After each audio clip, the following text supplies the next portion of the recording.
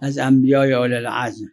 و روی ان موسی علی نبینا آله و علیه السلام مر بارض کربلا و دخل الحسک فی رجله و سال دمه. حسک یعنی خار، خاری که تو زمینه تو پاکه بره خون جاری میشه.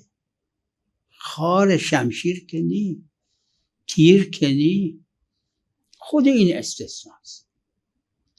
از خار خون بنانی جاری بشه. روایت میگه جاری شد، نه اینکه چند قطره خون اومد. و سال دمه